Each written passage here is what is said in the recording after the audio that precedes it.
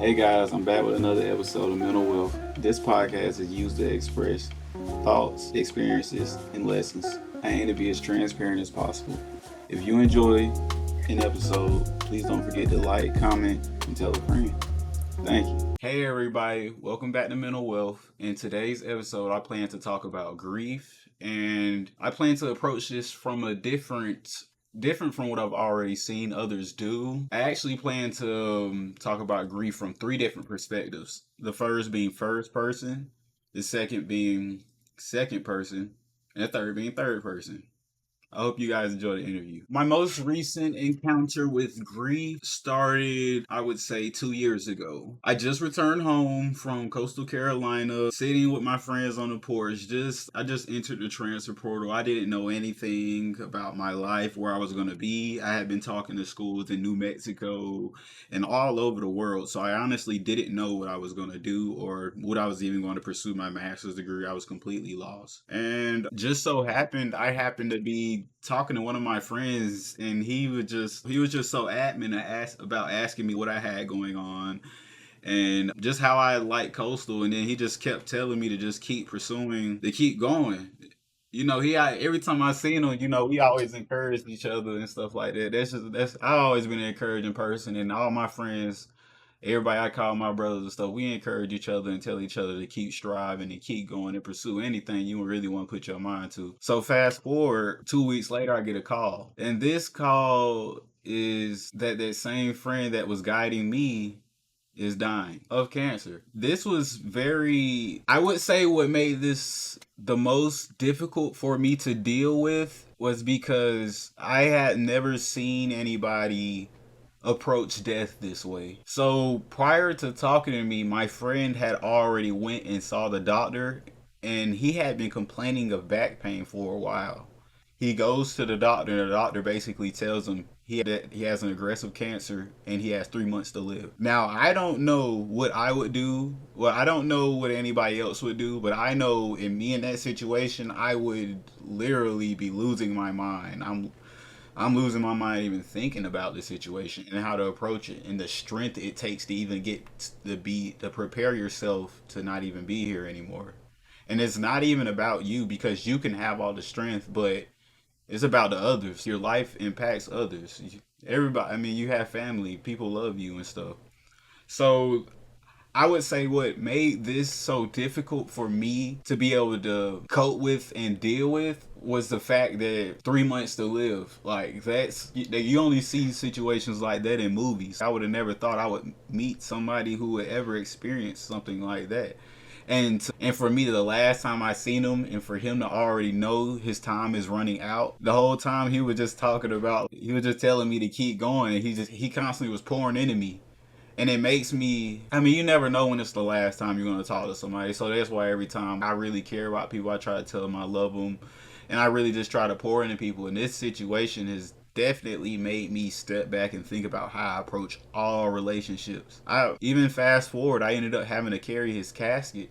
So this whole experience was completely life changing for me. It was the first time and the last time, I hope, in my life that I ever have to carry a casket. I don't even want to bury any more friends. I growing Dealing with this situation made me look at a lot of other situations. Growing up, what am I, 24 right now? I would say growing up in the area I grew up in, I've lost a lot of friends really early. And I wouldn't say that was to no fault of their own. I mean, it's really just the environment. I was just listening to a podcast earlier before I even got on my podcast, and they were talking about how environment will always overpower genetics. So you could come from, you could be raised in a church. I mean, I was raised in a church. I mean, the environment is everything, and it all starts with opportunity. I've had growing throughout middle school, I had friends dying and even by the time I graduated high school, as soon as I stepped into high school, I lost one of my friends that I looked at like a big brother, and it still affects me to this day. Death always, I think you never get over it. You learn to live with it. From Dealing with these various experiences, losing various friends early, it's definitely made me be like, why am I so lucky? Not on any suicidal talk or whatever, but it's just you start it once you have so much death around you, you start to wonder. Well, I know for me, I started to wonder who is going to be next, and this is bad. I would say this became. I wouldn't say, and I didn't mean it like who is going to be next, but it's just like death almost became normal to me. And I think what really helped me, well, growing up and going through high school, and even when I went off to college, I felt like I kind of got a break from everything that happened at home. So, I mean, for the most part, I wasn't able, all the baggage I felt like I carried with me throughout the years. Once I got to college, I wouldn't say I became self full. And I had to learn, it's the difference between being selfish and self full. And going throughout, even starting college, you're trying to find yourself, and then a lot of people aren't able to thrive in college because they're trying to bring too much stuff with them. It's like trying to open a new door with old keys. It'll never happen. According to the National Institution of Health, grief is defined as the normal response to a major loss, such as death of a loved one. Grief may also be felt by a person with a serious, long term, or terminal illness. It may also include feelings of great sadness, anger, guilt, and despair, and physical problems such as not being able to sleep and changes in appetite may appear. The different types of grief may include and grieving before an actual loss occurs, often experienced by those expecting the death of a loved one. Complicated grief, intense, prolonged grief that interferes with daily life and does not improve over time. Disenfranchised grief, grief that is not acknowledged or supported by society, such as the loss of an ex partner or pet. And collective grief, grief experienced by a group or community, often due to a significant event or disaster. Common myths and misconceptions about grief. Myth 1: my grief follows a linear path through stages. In reality, grief is a unique, non-linear experience. Individuals may experience different stages in different orders or revisit stages. There's not a set order of how your grief is supposed to go. You can spend 6 months stuck in one stage of grief, or you could spend 2 weeks stuck in one stage of grief. The time isn't really, it's dependent more so on you and what you are able to overcome. Myth 2: grief should be resolved within a certain time frame. In reality, there is no right time frame for grief. It varies greatly among individuals. I mean, just like I said previously, it could take somebody 6 months or 3 years to get over something, and it could take somebody else a month to 2 weeks. People have different processes of grieving. Myth 3: moving on means forgetting the loved one. In reality, moving forward with life does not mean you're forgetting. It's more so about finding a new way to live with the loss. And the last myth, I more so found myself doing this: keeping yourself busy to help avoid grief. This is what really hurts you in the long run. Suppressing grief can lead to unresolved emotions and prolonged suffering.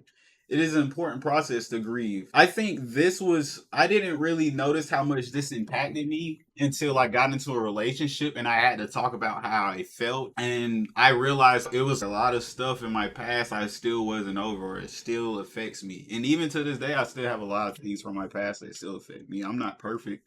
I'm just working to try to be the best man I know how to be. But for the most part, I spent so much time running from the problem that it ended up catching up to me anyway. So you can't run from it. The stages of grief, the Kubler-Ross model. Denial. This is the initial stage where individuals may have difficulty accepting the reality of the loss. It acts as a defensive mechanism to buffer the immediate shock. Anger. As the masking effects of denial begin to wear off, the pain of the loss starts to surface. Individuals might feel frustrated and helpless, often directing their anger at others and themselves. This was me. Bargaining. During this stage, people may dwell on what could have been done to prevent the loss. They often make if only statements reflecting a desire to regain control. I definitely spent a lot of time in this stage because I always had the feeling I could have like dealing with my friends that are not here. I'm like, maybe if I would have just answered that last call, or if I would have just let them stay over here and stuff like that. We spend a lot of time on this stage. The next stage is depression. This stage involves intense sadness as the reality of the loss sets in. Individuals may isolate themselves and feel profound sorrow and hopeless. The next stage is acceptance.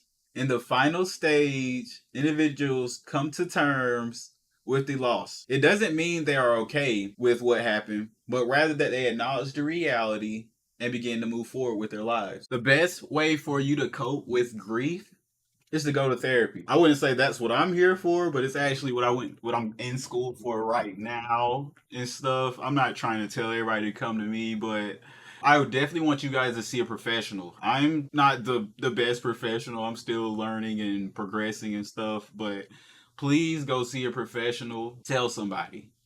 They also have support groups, and I know journaling is what really helps. I know journaling also really helps me because I like to go back in a year from now or 6 months from now and just look at my ideas on January 14th or something like that and see what idea, like what really stuck out to me or what bothered me that day. Because it's something can be so big that day and then you look back on it and you be like, that was literally one of my worst, you could think of it as one of your worst moments, but everything went up from there. So it gives you a chance to reflect on past feelings and thoughts. It's also very important to maintain a self-care routine. I know for me, I've been trying to work on my sleep. Sleep is the biggest medicine that a person can get that's free, completely free. We have a bedtime to wake up, but we don't have one to go to sleep. I think it's important to maintain caring about yourself. We're running off no fuel. It's hard to expect progress when you are not putting anything into yourself. It's like you're expecting something from nothing. The best way to support somebody who is grieving is to listen, to give them someone to listen. Oftentimes, we know what we need to do. We just need to get it off our chest, or we just need to express ourselves. It's also very important to get someone help. If they're not progressing, it's important to encourage others to get help. If you're a friend, a responsible friend, you should be encouraging. And it's very important to not rush the process. We all have our own timeline of when we are over things and when we're over things. All right, guys, that wraps us up for the first person. Now to the third person.